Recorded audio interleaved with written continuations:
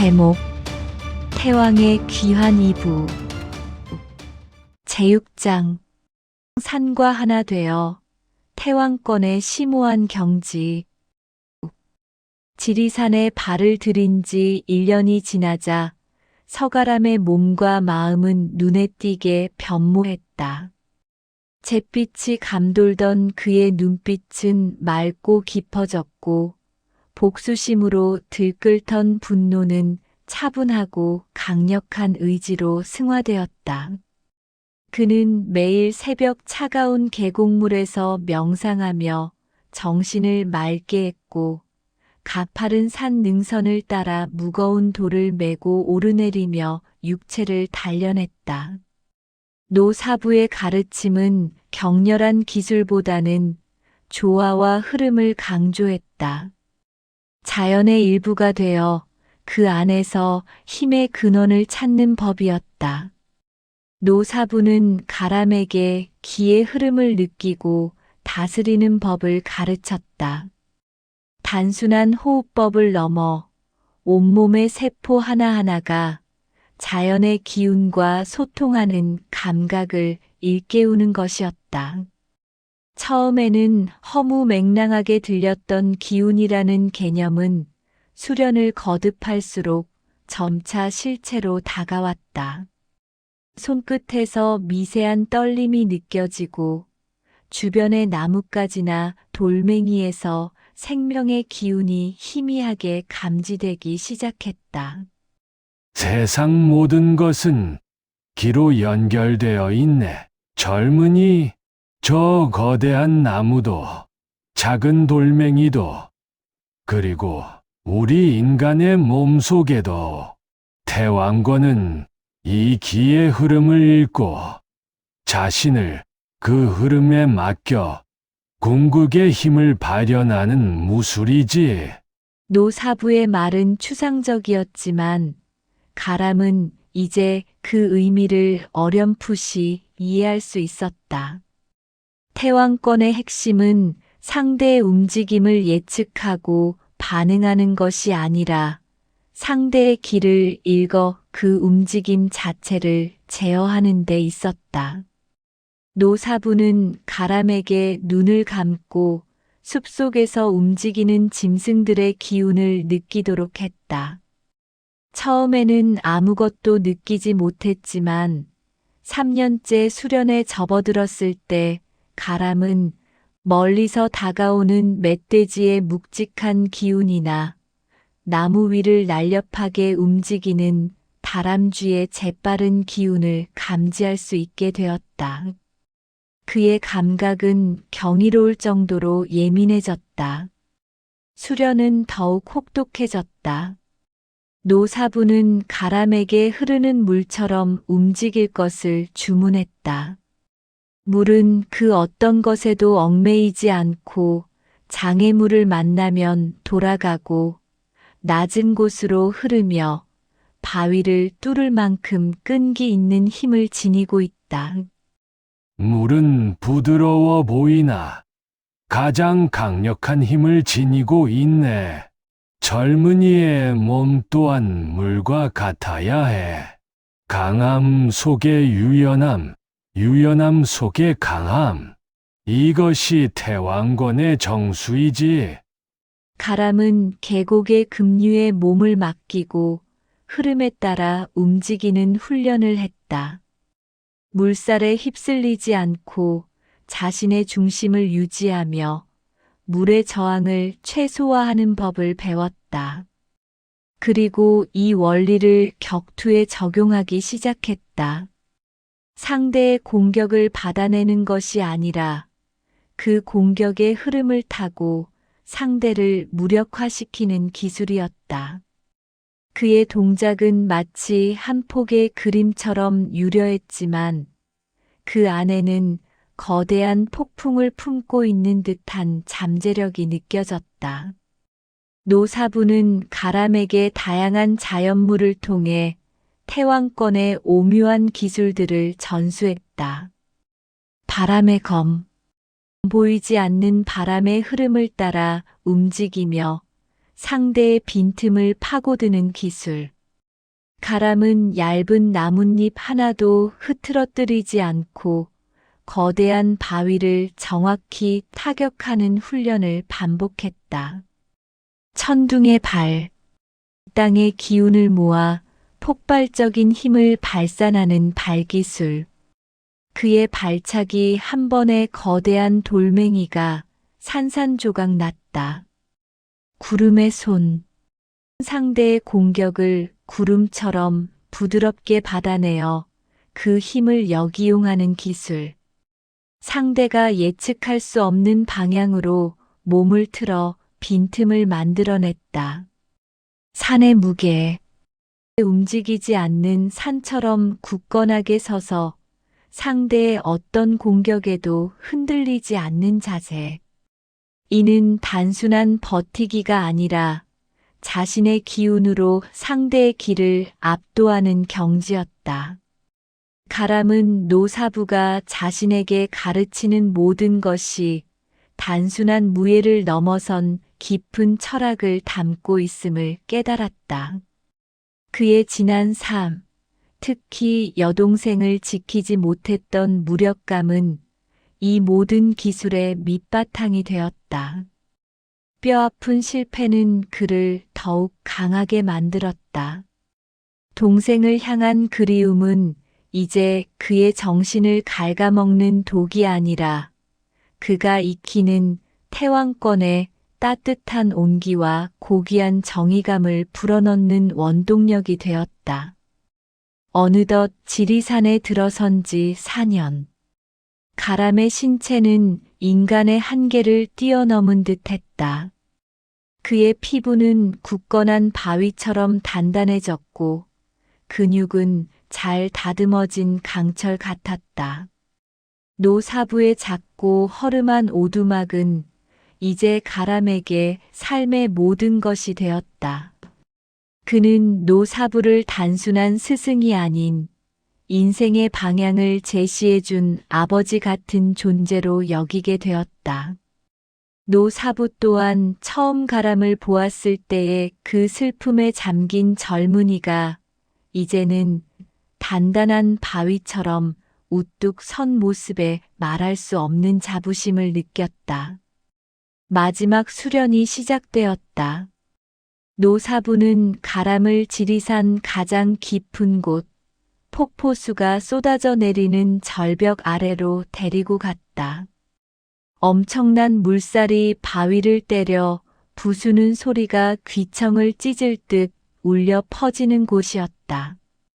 가람아, 태왕권의 마지막 관문은 자연의 섭리, 즉 생과 사, 그리고 무상을 받아들이는 것에 있단다. 저 거대한 폭포처럼 피할 수 없는 운명과 마주했을 때 어떻게 그를 넘어서고 어떻게 조화롭게 흐를 것인가를 깨달아야 하네. 노사부는 가람에게 폭포 아래 깎아지른 듯한 바위에 홀로 서서 밤새도록 명상할 것을 지시했다. 거대한 물줄기는 끊임없이 그를 덮치려 했고 차가운 물방울은 살갗을 찢을 듯 날아들었다. 하지만 가람은 눈 하나 깜짝하지 않았다. 그의 육체는 이미 고통에 초월해 있었고 그의 정신은 거대한 자연의 흐름 속에 깊이 가라앉아 있었다. 그 밤 가람은 꿈속에서 다시 가을을 만났다. 밝게 웃던 가을의 모습은 어느새 희미해지고 어둠 속에서 오빠를 부르며 손을 내밀던 어린 가을의 모습이 선명하게 다가왔다. 그는 손을 뻗었지만 닿지 않았다. 꿈에서 깨어났을 때 그의 얼굴에는 한 줄기 눈물이 흘러내리고 있었다. 그리고 그 눈물 속에는 더 이상 죄책감이나 슬픔만이 담겨 있지 않았다. 그것은 가을을 향한 변치 않는 사랑이자 그녀를 찾겠다는 굳건한 맹세였다. 그는 자신이 노사부에게 태왕권을 배운 진정한 이유를 그 밤 깨달았다. 복수가 아닌 지키는 힘, 파괴가 아닌 치유의 힘. 아침 햇살이 폭포에 부딪혀 무지개를 그릴 때 노사부가 가람의 옆에 서 있었다. 그의 얼굴에는 잔잔한 미소가 번졌다. 이제 때가 되었네. 서가람, 자네는 태왕권의 모든 것을 깨우쳤네. 자네의 몸에는 강인한 힘이, 자네의 마음에는 흔들림 없는 의지가 깃들어 있어.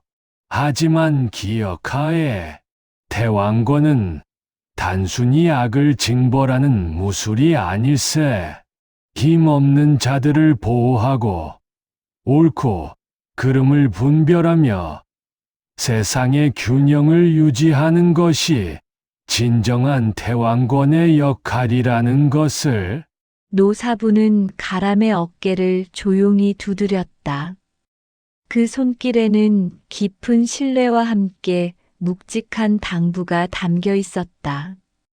지리산은 이제 자네에게 모든 것을 내어주었네. 이제는 세상으로 나아갈 때야. 자네의 재능을 세상의 빛으로 바꾸고 잠든 태왕권을 다시 깨울 때가 왔네.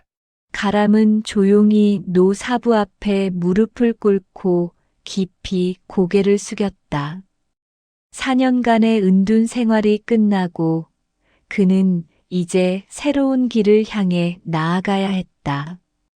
그의 가슴 속에는 여동생을 향한 그리움과 세상에 대한 깊은 사명감이 동시에 피어오르고 있었다. 그는 태왕권의 전승자로서 잃어버린 정의를 되찾고 어둠 속에 갇힌 희망을 꺼내올 준비를 마쳤다. 지리산의 차가운 바위 위에 홀로 서 있던 그는 이제 세상의 거친 파도 속으로 뛰어들 준비가 된 강하고 고결한 전사로 거듭나 있었다. 제7장 도시의 그림자, 다시 찾아온 악몽. 지리산의 품에서 보낸 4년은 서가람의 삶을 완전히 바꾸어 놓았다. 떠돌던 그의 영혼은 이제 뿌리 깊은 나무처럼 단단하게 땅에 박혀 있었고, 흐트러졌던 마음은 고요한 산정 호수처럼 맑게 정화되었다. 폭포 아래에서의 마지막 깨달음 이후, 가람은 노사부 앞에 다시 무릎을 꿇었다. 그의 눈빛에는 맹목적인 복수심 대신 차분하고 확고한 정의감이 깃들어 있었다. 사부님, 4년이라는 긴 시간 동안 저를 보살펴 주시고 태왕권의 참된 이치를 가르쳐 주셔서 감사합니다. 가람의 목소리에는 진심 어린 존경과 애정이 담겨 있었다.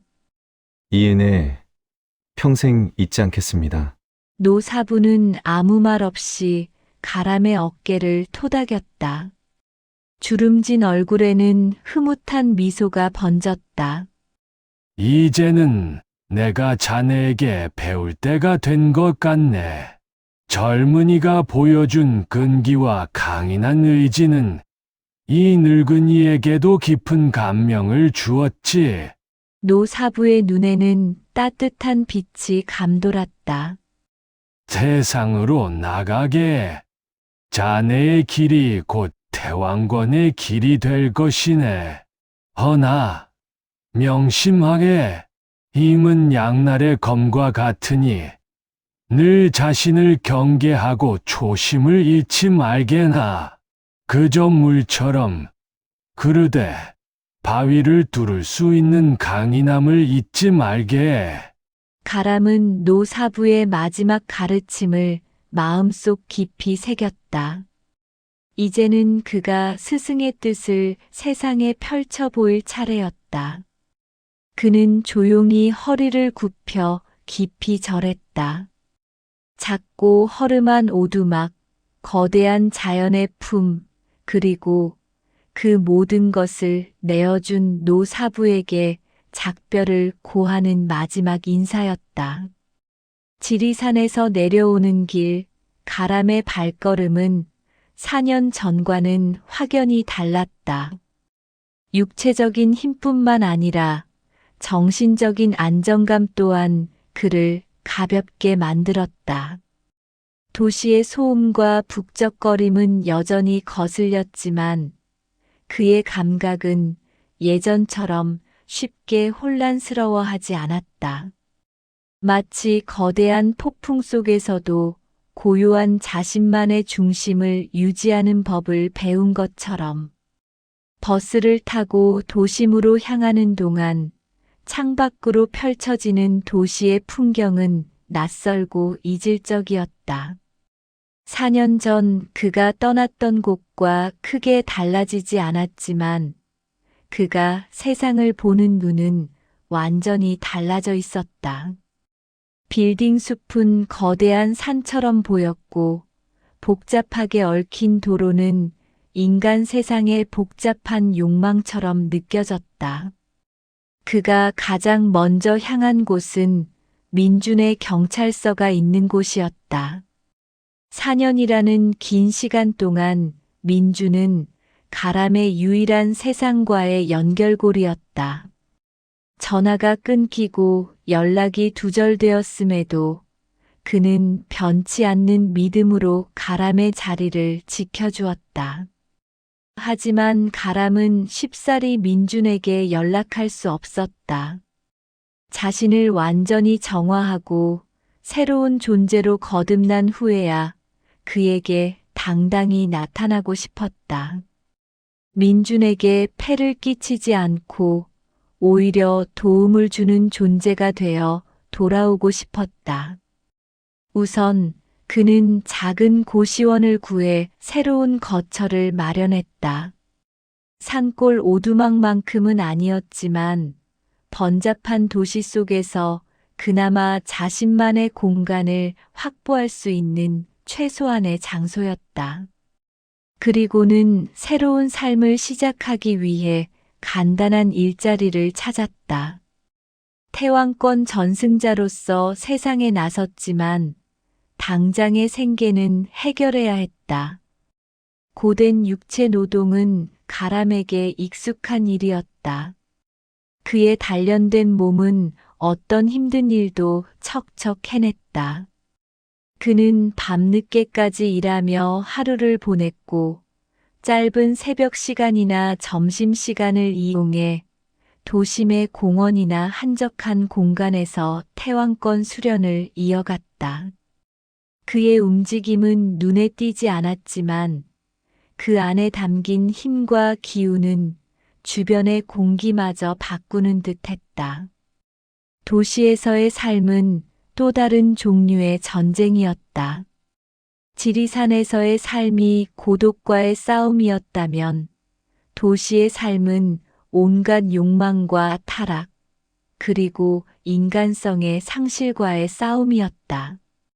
거리 곳곳에서 느껴지는 불안한 기운, 사람들의 지친 표정, 끊임없이 들려오는 뉴스 속 범죄 소식들. 가람은 4년 전과는 다른 시선으로 도시의 어둠을 직시했다. 태왕권을 통해 얻은 예민한 감각은 그가 미처 깨닫지 못했던 도시의 병든 부분을 더욱 선명하게 드러냈다. 그러던 어느 날 저녁이었다. 밤늦게까지 이어진 고된 육체 노동을 마친 가람은 허기진 배를 움켜쥐고 고시원 근처의 작은 국밥집으로 향했다. 투박한 나무 탁자와 허름한 벽, 그리고 낡은 TV가 걸려있는 정겨운 곳이었다. 그는 땀으로 범벅된 몸으로 자리에 앉아 뜨거운 순대국밥을 시켰다. 김이 모락모락 피어나는 국밥을 앞에 두고 수저를 들었을 때 국밥집 TV에서 흘러나오는 뉴스 앵커의 목소리가 그의 귀에 스쳤다. 충격적인 사건이 발생했습니다. 20대 여성 김나연 씨가 귀가 도중 실종되었으며 현재까지 행방이 묘연한 상태입니다. 경찰은 주변 CCTV 분석과 탐문 수사를 진행 중이지만 별다른 단서를 찾지 못하고 있습니다. 가람의 손이 멈칫했다.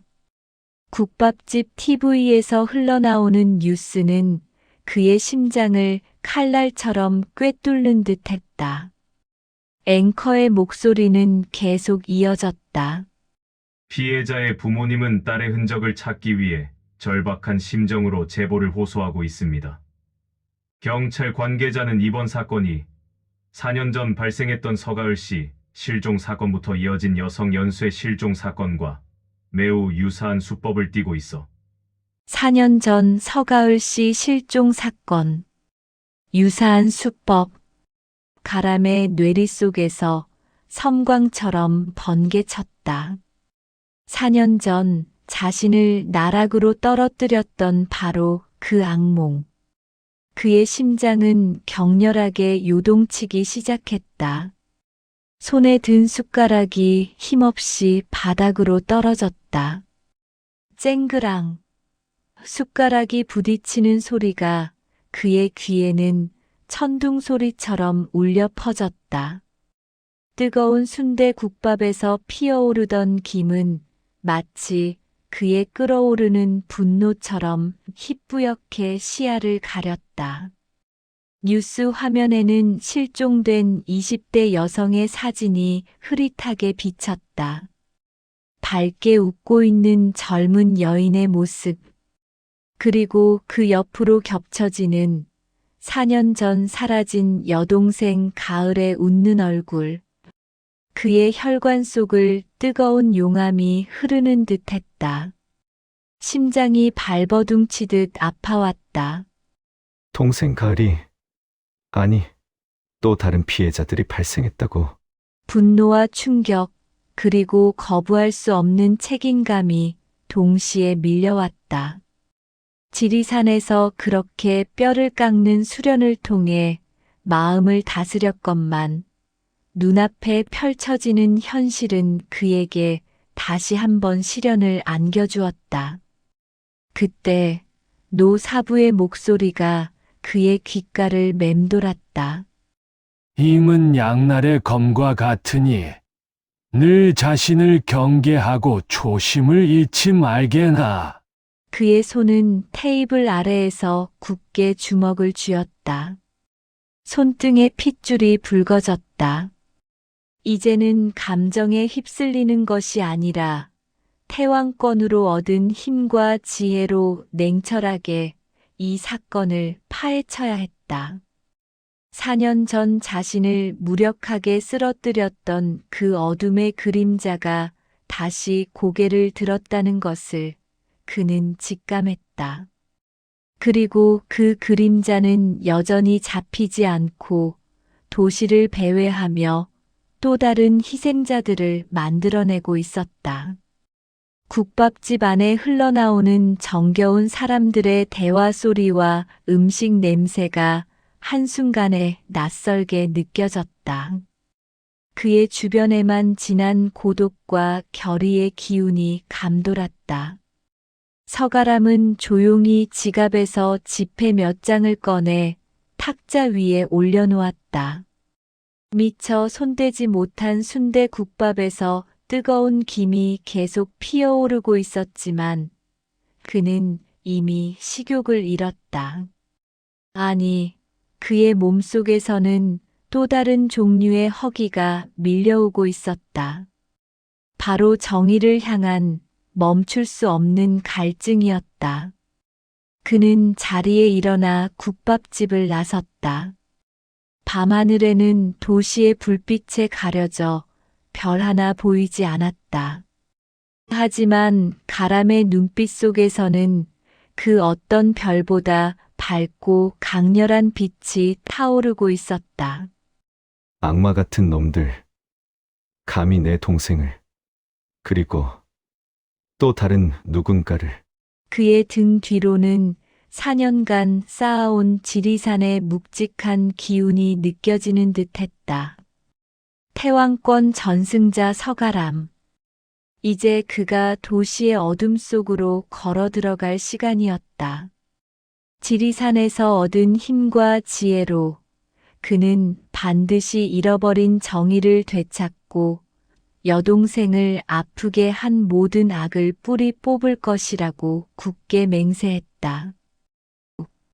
제8장 잊힌 시간, 반복되는 비극의 그림자.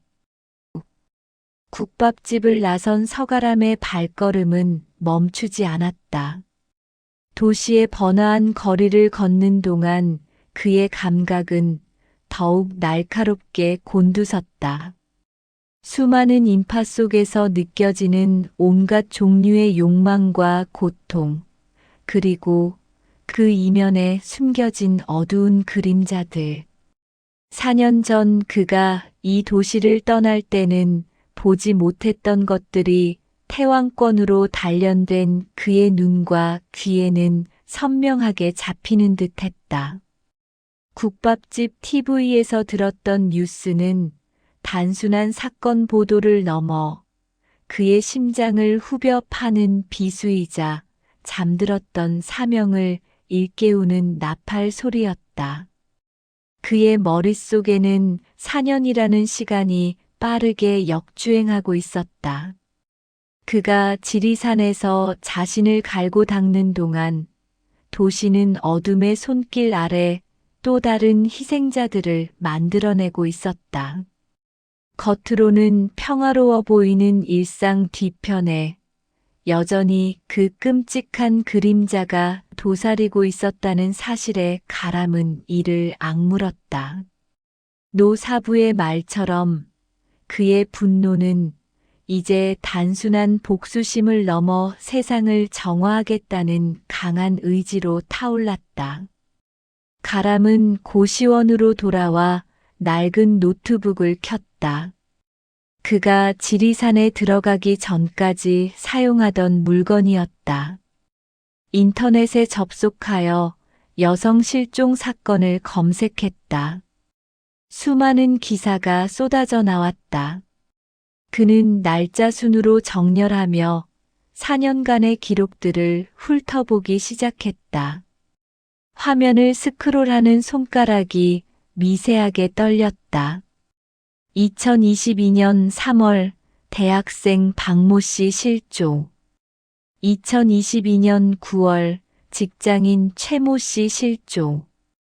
2023년 5월 신혼여행 앞둔 김모 씨 실종. 2023년 11월 쇼핑몰 CEO 이모 씨 실종. 2024년 7월 방송작가 윤모 씨 실종. 가람의 여동생 가을이 실종된 이후에도 유사한 수법의 여성 실종 사건은 꾸준히 발생하고 있었다. 대개 20대에서 30대 초반의 여성이었으며 모두 귀갓길이나 번화가에서 홀연히 사라졌다. 특이한 점은 그들의 배경이 모두 달랐다는 것. 평범한 대학생부터 사회초년생, 그리고 어느 정도 사회적 성공을 이룬 여성까지. 공통점은 오직 젊은 여성이라는 점뿐이었다. 경찰은 몇몇 사건들을 미제 사건으로 분류하거나 일부는 단순 가출로 종결시켰고 범죄의 연관성을 의심하긴 했지만 명확한 증거를 찾지 못해 수사의 난항을 겪고 있었다. 뉴스와 경찰 발표, 그리고 피해자 가족들의 절규 섞인 인터뷰를 하나하나 읽어내려갈수록 가람의 가슴은 무겁게 짓눌렸다. 그가 지리산에서 수행하는 동안 이 도시는 아파하고 있었다. 그리고 그는 그 아픔을 외면한 채 자신만의 그림자 속에 갇혀 있었던 것이다. 자신의 고통에만 매몰되어 세상의 고통을 잊고 있었다는 자책감에 온몸이 떨려왔다. 범인들, 그들은 여전히 활개치고 있었구나. 그의 손이 키보드 위에서 멈췄다. 마침내 그는 검색창에 김민준 형사를 입력했다. 가장 먼저 눈에 띈 것은 4년 전 그가 일했던 경찰서의 게시판에 올라온 글이었다. 민주는 지난 4년간 실종 수사팀을 오가며 가을의 사건을 끈질기게 붙잡고 있었고 그 외 유사 실종 사건들에도 남다른 관심을 보여왔다는 내용이었다. 비록 큰 진전은 없었지만 민준만은 여전히 그 어둠 속에서 빛을 찾기 위해 고군분투하고 있었던 것이다. 가람의 눈가에 뜨거운 것이 고였다. 그는 민준과의 약속을 지키지 못했다.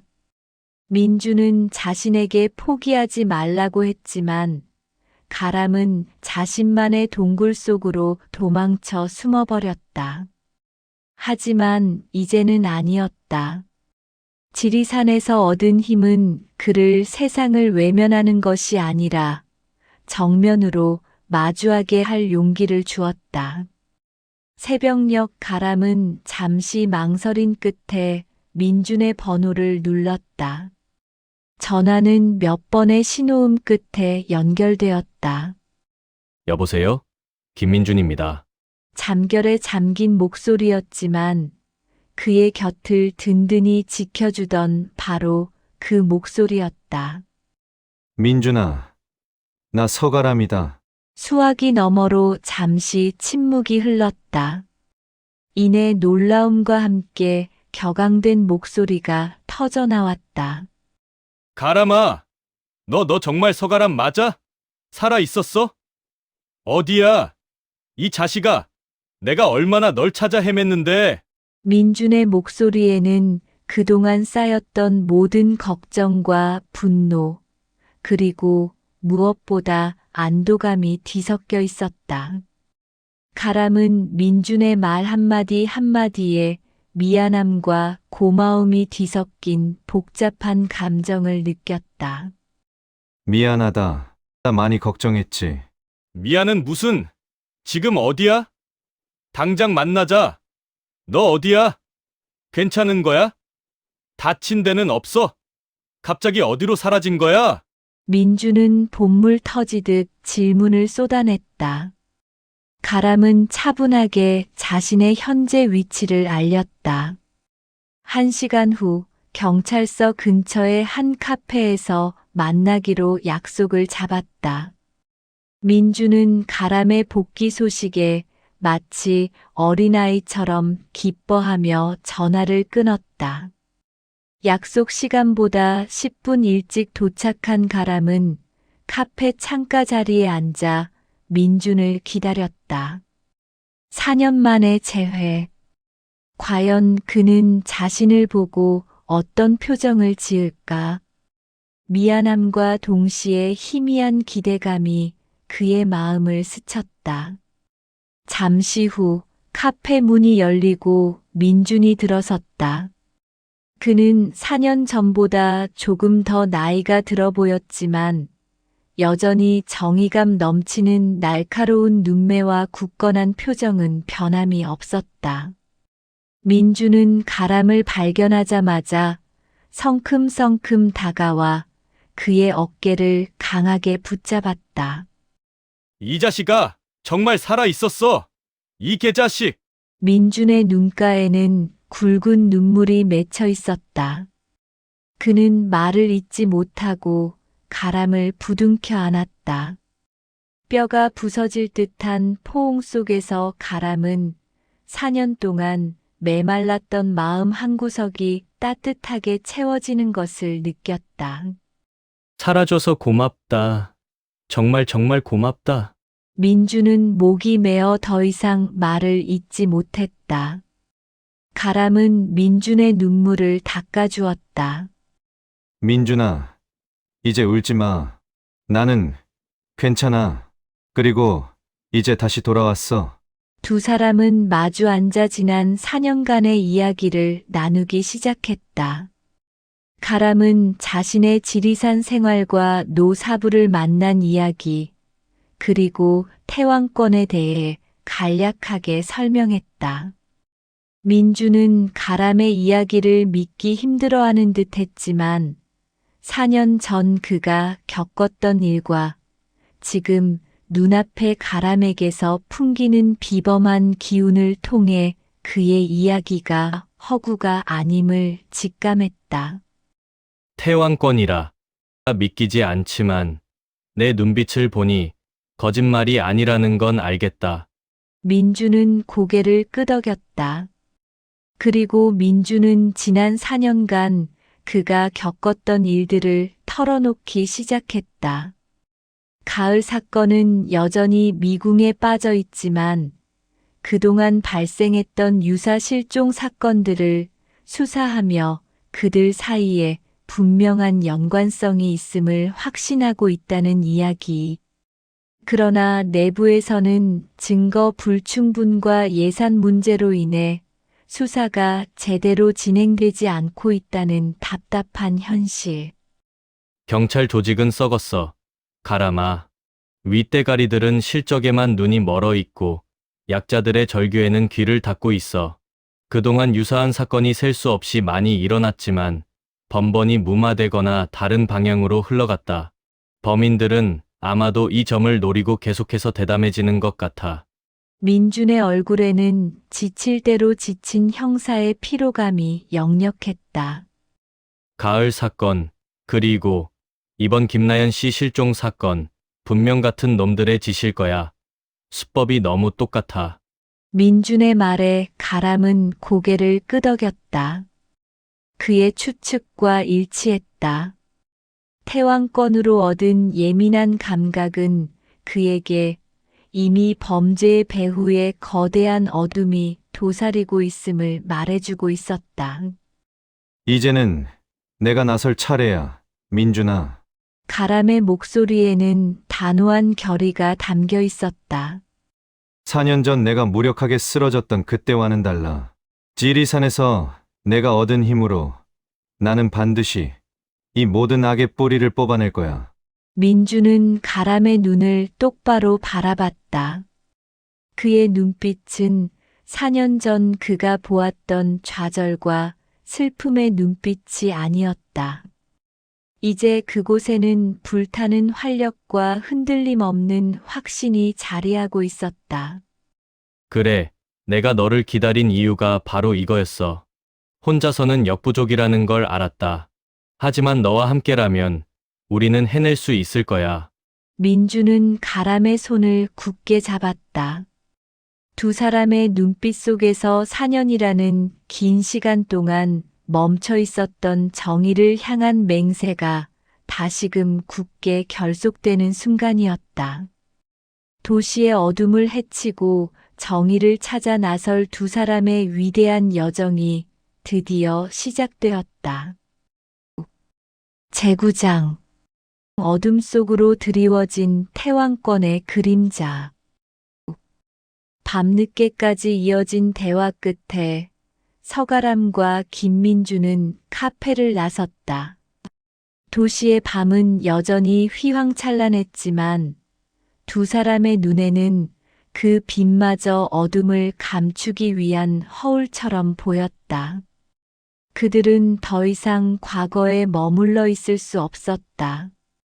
지난 4년간 반복된 비극의 그림자를 끊어낼 시간이 왔다.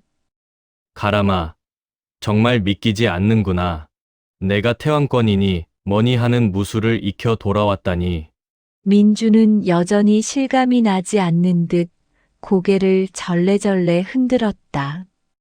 하지만 내 말대로 기존의 방식으로는 이놈들을 잡을 수 없어. 어쩌면 내 도움이 꼭 필요할지도 모르겠다. 가람은 민준의 어깨를 두드리며 말했다.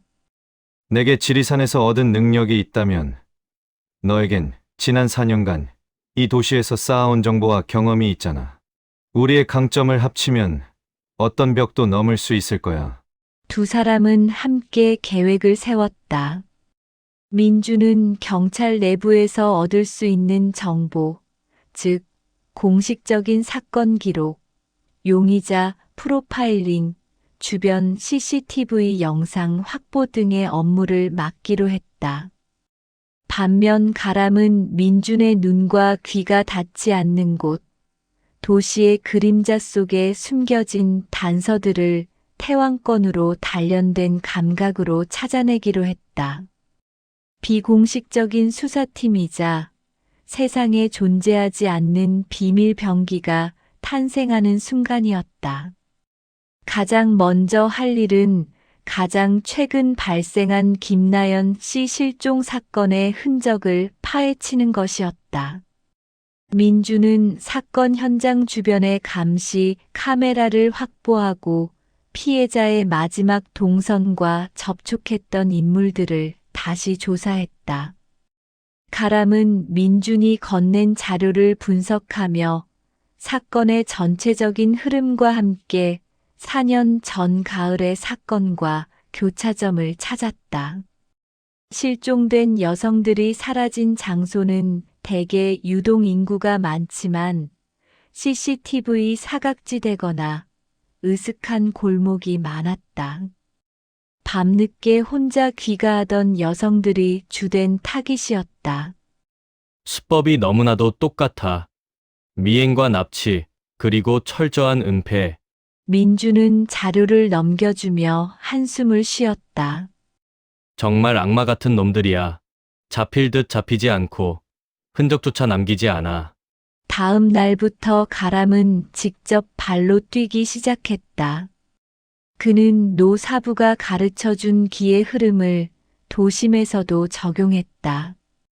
사람들 사이를 오가며 흘러나오는 온갖 감정의 파동을 느꼈고 도시 곳곳에 숨겨진 미세한 에너지의 변화를 감지했다. 일반인들에게는 보이지 않는 혹은 인식하지 못하는 틈새를 찾아 헤맸다.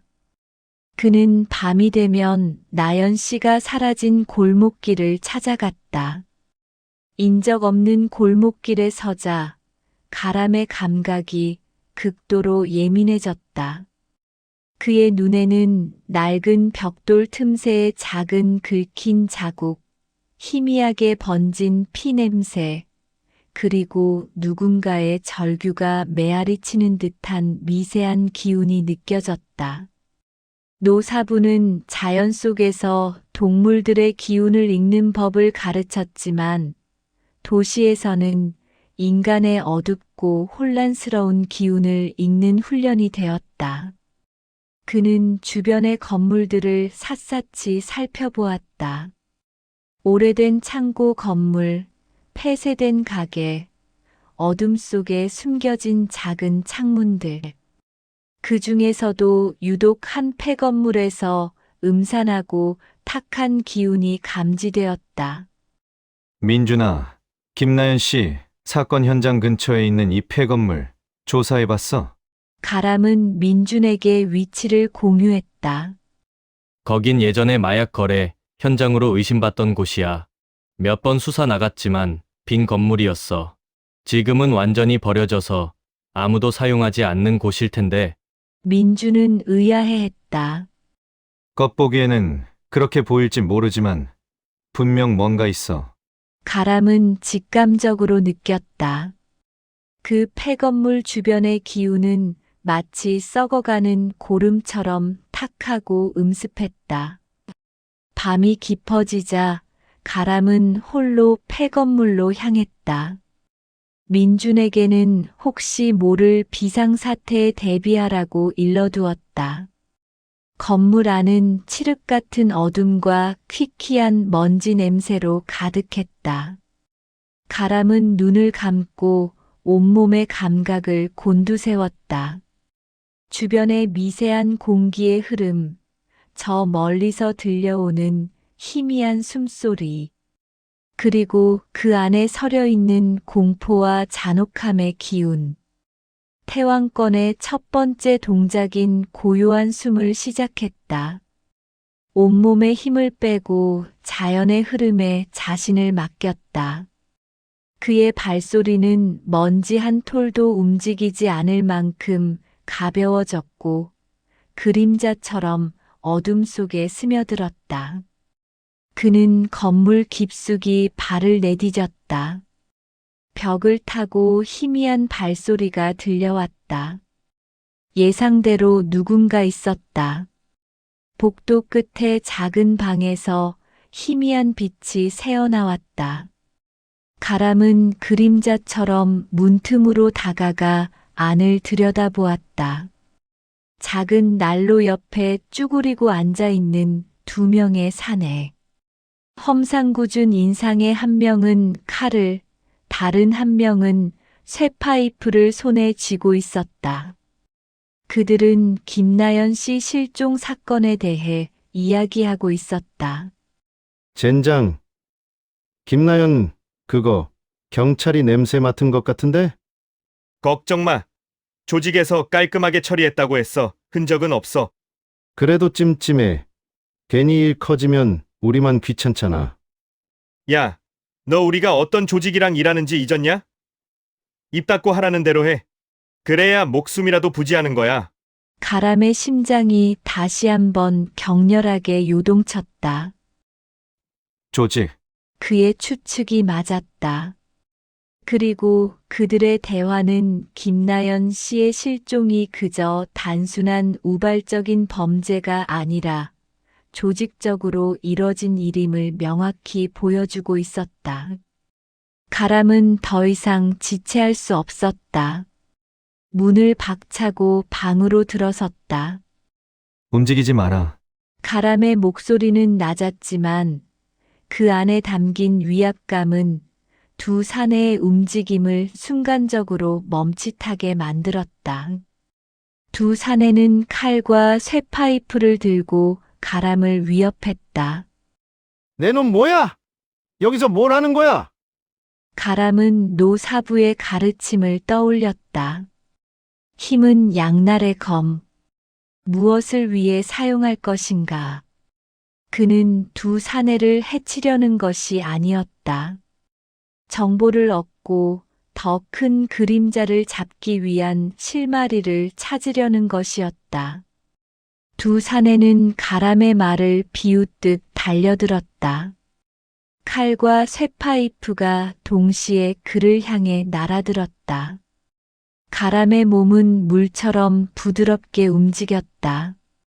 첫 번째 사내의 칼날을 종이장처럼 피한 후 그의 손목을 가볍게 낚아챘다. 팟! 하는 소리와 함께 칼은 허공으로 날아갔고 사내는 팔목이 비틀려 고통의 비명을 질렀다. 이어서 다른 사내의 쇠파이프가 그의 머리를 강타하려 했지만 가람은 고개를 살짝 숙이는 동시에 몸을 낮춰 그의 복부를 팔꿈치로 정확히 가격했다.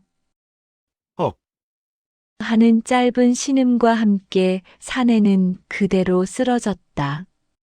두 사내는 가람의 상대가 되지 못했다. 그들이 휘두르는 폭력은 4년 전 가람이 경험했던 잔혹함과는 비교할 수 없었다. 태왕권으로 단련된 그의 몸과 정신은 이 모든 것을 능숙하게 제압했다. 순식간에 두 사내는 바닥에 뒹굴며 고통스러워했다. 가람은 쇠파이프를 주워들고 두 사내를 노려보았다. 누가 시켰지? 김나연 씨는 어디 있어? 그리고 4년 전 서가을은 너희들과 무슨 관련이 있지? 가람의 목소리는 냉기를 뿜어냈다. 두 사내는 잔뜩 겁먹은 얼굴로 서로를 쳐다보았다. 우리는 아무것도 몰라요. 그냥 시키는 대로 한 것뿐이야. 시키면 살인도 할 놈들이군. 가람의 눈빛이 더욱 매섭게 빛났다.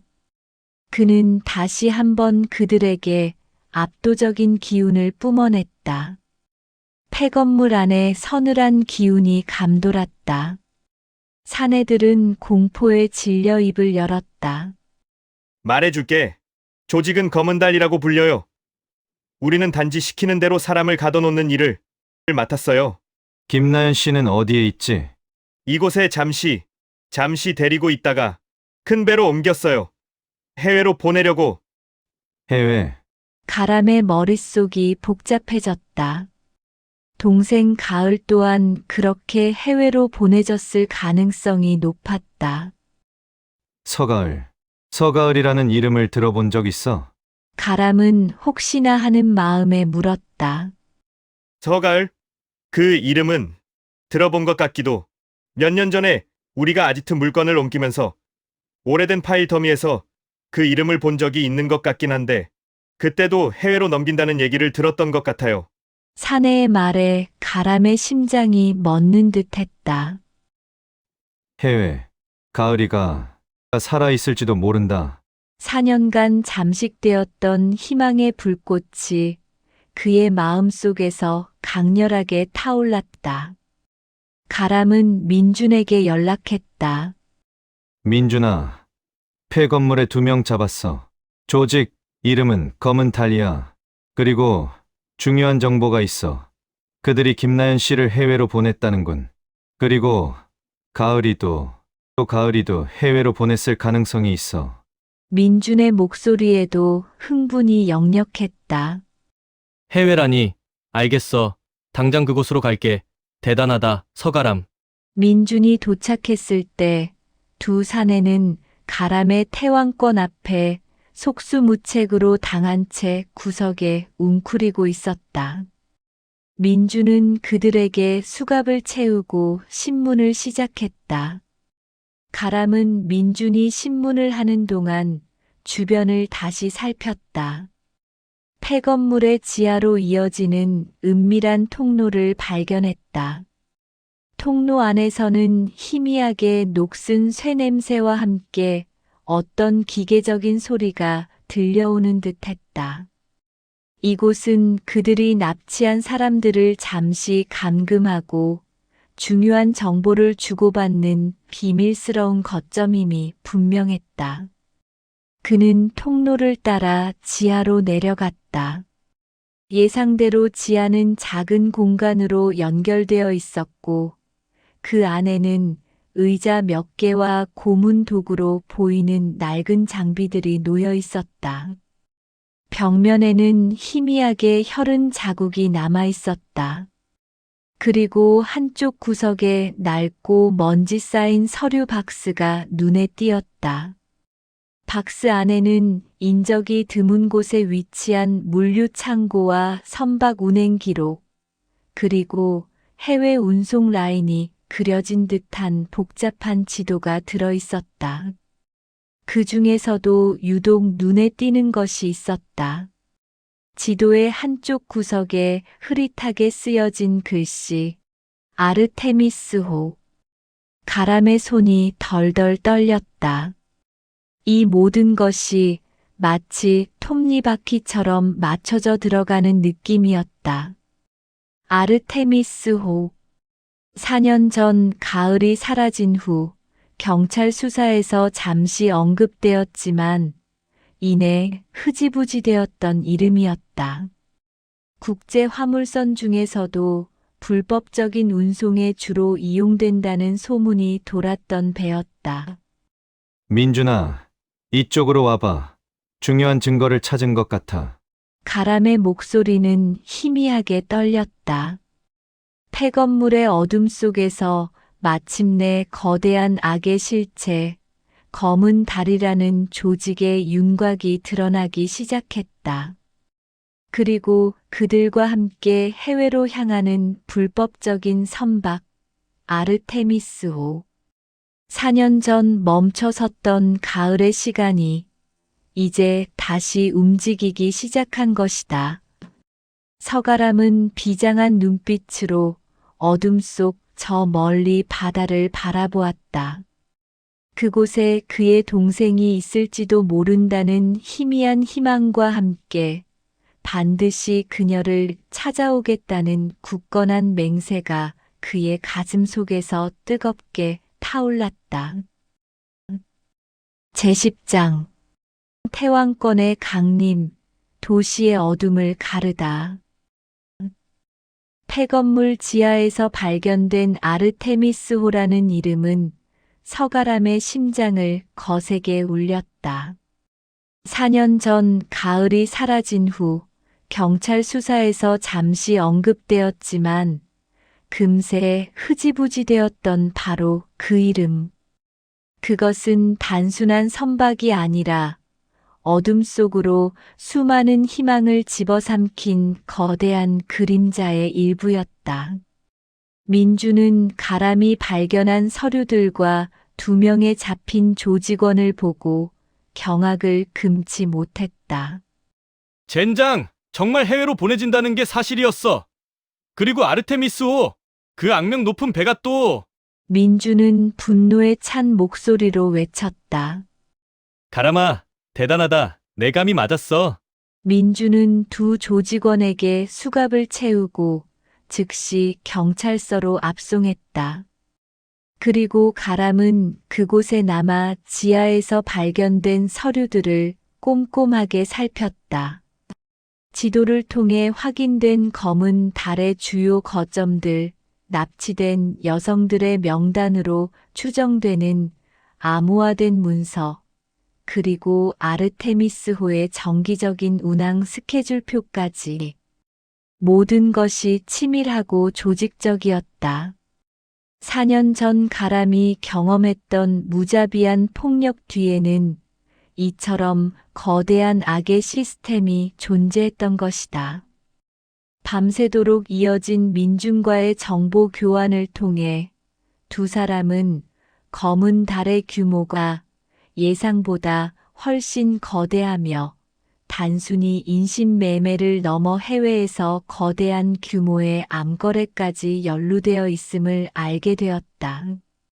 아르테미스호는 일주일에 한 번 특정 항구에서 물건을 싣고 떠나는 정기적인 운항 패턴을 가지고 있었다.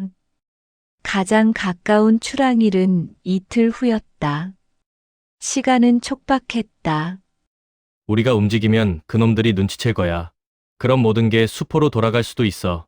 민준이 걱정스러운 표정으로 말했다. 경찰이 정식으로 움직이면 시간도 오래 걸리고 증거를 인멸할 시간을 벌어줄 수도 있어. 그럼 내가 먼저 움직여야지. 가람의 눈빛은 흔들림이 없었다. 그동안 나는 시간을 죽이며 기다리는 법을 배웠지만 동시에 움직여야 할 때를 놓치지 않는 법도 배웠어. 지금이 바로 그때야. 이들을 놓치면 또다시 4년의 시간이 걸릴지도 몰라. 민주는 가람의 단호한 결의에 고개를 끄덕였다. 그는 가람이 예전에 그저 혈기왕성한 강력계 형사가 아님을 직감했다. 그의 뒤에는 지리산의 묵직한 기운과 노사부의 지혜가 담겨 있었다. 민주는 자신의 모든 인맥과 경찰 데이터베이스를 총동원하여 아르테미스호의 정박지와 검은 달과 연관된 물류 창고, 그리고 그 주변의 경비 시스템에 대한 정보를 수집했다. 이튿날 밤, 가람은 민준이 알려준 정보를 토대로 외곽의 한 부두로 향했다. 민준은 멀리서 무전으로 가람을 지원하기 위해 대기 중이었다. 민준의 목소리에는 걱정이 역력했지만 가람의 마음은 고요했다. 그의 몸은 지리산의 대자연처럼 차분했고 그의 발걸음은 바람처럼 가벼웠다. 부두는 밤이 깊어질수록 적막해졌다.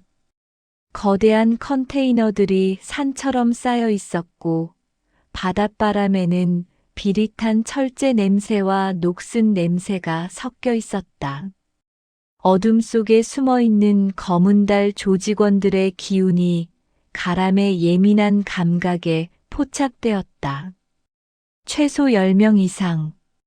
경비는 삼엄했고 곳곳에 무장한 그림자들이 배치되어 있었다. 가람은 컨테이너 그림자 속에 몸을 숨긴 채 깊은 심호흡을 했다. 고요한 숨. 온몸에 힘을 빼고 태왕권의 첫 자세를 취하자 그의 의식은 주변의 모든 움직임과 하나가 되었다. 멀리서 들려오는 파도 소리, 바람에 흔들리는 컨테이너의 삐걱거림, 그리고 경비원들의 미세한 발소리까지 그의 귀에는 선명하게 들려왔다. 노사부는 그에게 산처럼 고요하고 물처럼 흘러라고 가르쳤다. 첫 번째 경비원은 컨테이너 모퉁이를 돌아 순찰 중이었다. 가람은 바람의 검처럼 날렵하게 움직였다. 발소리 하나 없이 그의 등 뒤로 다가서자 경비원은 뭔가 이상한 기척을 느낀 듯 고개를 돌리려 했다. 하지만 이미 늦었다. 가람의 손이 그의 목을 스치는 순간 경비원의 몸은 굳은 듯 그대로 바닥에 쓰러졌다. 치명적인 급소를 건드린 태왕권 특유의 기술이었다. 저항할 틈조차 주지 않는 번개와도 같은 일격이었다. 이상기류 감지, 컨테이너 7번 구역에 접근 중인 불명 인원 포착. 민준의 무전 소리가 들렸다. 가람은 더 깊숙이 침투했다. 폐건물에서 만났던 어설픈 조직원들과는 차원이 다른 정식으로 훈련받은 듯한 경비들이었다. 그들은 2인 1조로 움직이며 각자의 구역을 철저히 감시하고 있었다. 두 번째 경비원조와 마주쳤을 때 가람은 피할 수 없는 충돌을 직감했다. 그들은 가람을 발견하자마자 주저없이 총을 겨눴다. 멈춰라! 손들어! 그러나 가람의 움직임이 더 빨랐다. 그는 물처럼 흐르되 바위를 뚫어라는 노사부의 가르침을 떠올렸다. 총구가 그를 향해 불을 뿜으려는 찰나 그의 몸은 예측 불가능한 궤적으로 휘리릭 회전하며 경비원들 사이를 파고들었다. 마치 물결이 바위를 감싸고 돌 듯 그의 몸은 총알이 날아오는 궤적을 비껴냈다.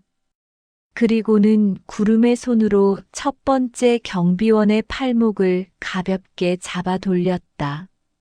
빠각 하는 섬뜩한 소리와 함께 총이 손에서 떨어져 나갔고 경비원은 자신의 어깨가 부러지는 고통에 비명을 질렀다. 이어서 그는 두 번째 경비원의 뒤로 순식간에 이동하여 그의 어깨를 강하게 찍어 눌렀다. 우지끈 하는 소리와 함께 경비원의 몸은 그대로 바닥에 고꾸라졌다. 모든 움직임이 단 1초도 걸리지 않았다.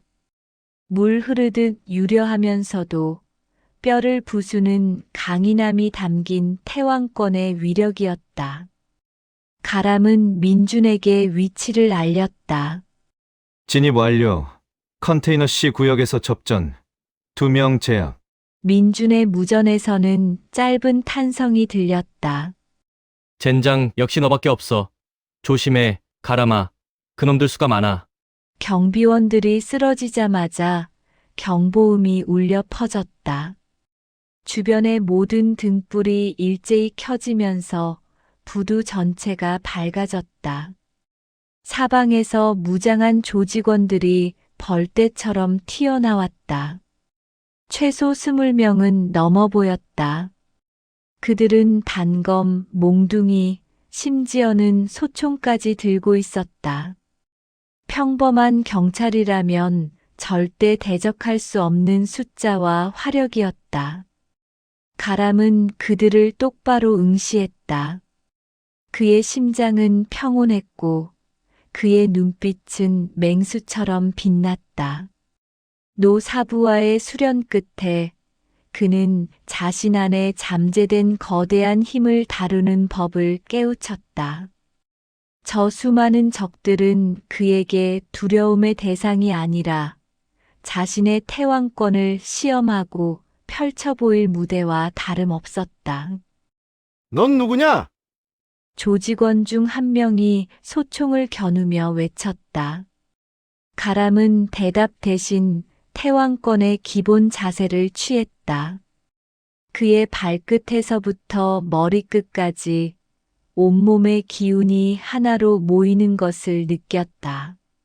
지리산의 대지에서 흡수했던 굳건한 산의 기운이 그의 발에, 폭포의 물결 같은 흐름이 그의 몸에, 날카로운 바람의 기세가 그의 주먹과 발끝에 깃들었다.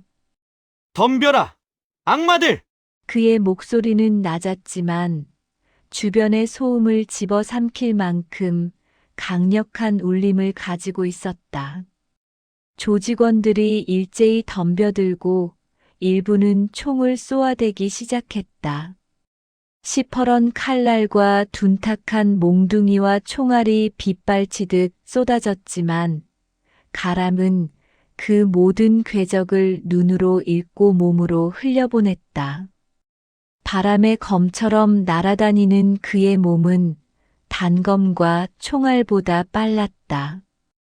총알들이 그의 몸을 스치고 지나가며 컨테이너 벽에 끔찍한 구멍을 뚫었다.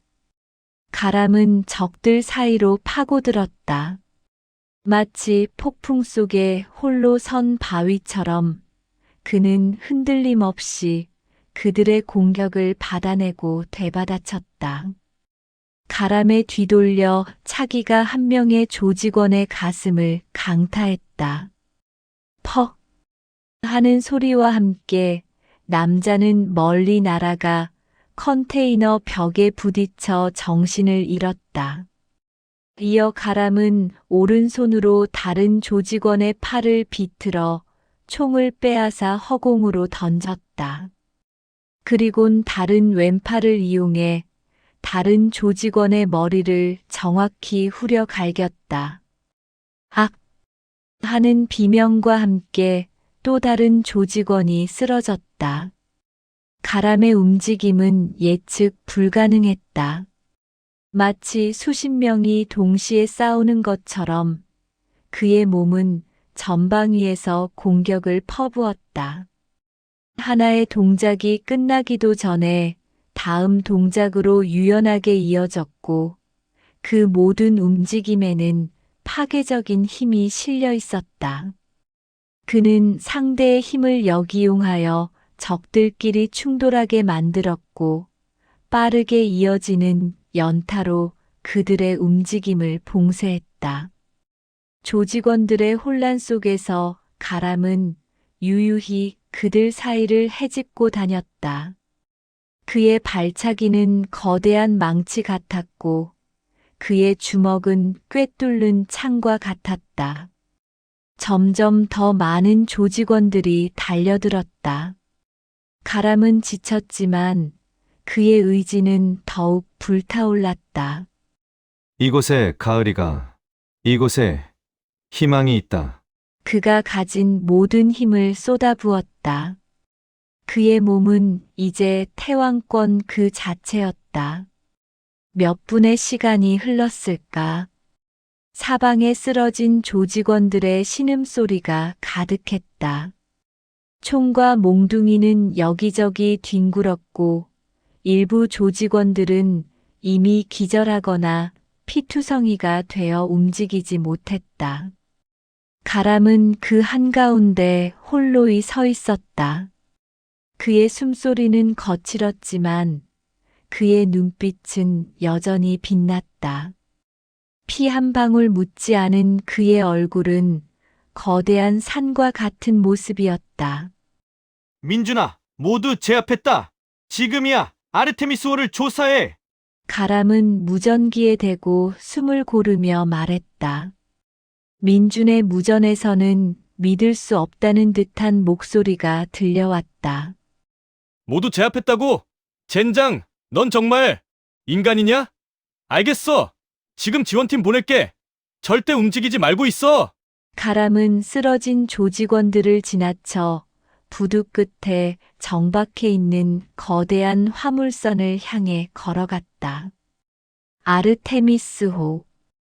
짙은 녹이 슬어있는 배는 마치 검은 짐승처럼 밤바다 위에서 위용을 드러내고 있었다.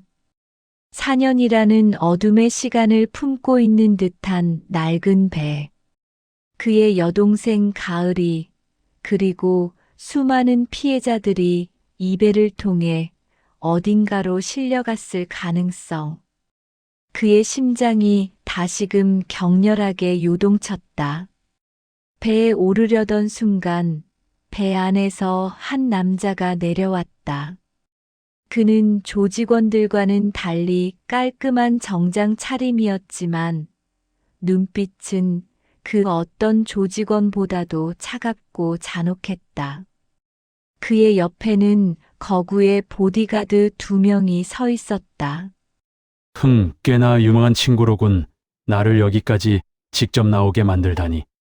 남자는 조소를 지었다. 허나, 더 이상은 안 될 거야. 자네 때문에 우리의 계획이 엉망이 됐군. 이곳에서 자네의 여정은 끝이다. 그의 뒤편으로 아르테미스호의 선체가 서서히 움직이기 시작했다. 정박되어 있던 밧줄이 풀리고 배는 어둠 속 바다로 미끄러져 들어가려 하고 있었다. 가람은 시간을 지체할 수 없음을 직감했다. 3부에서 계속 이어집니다.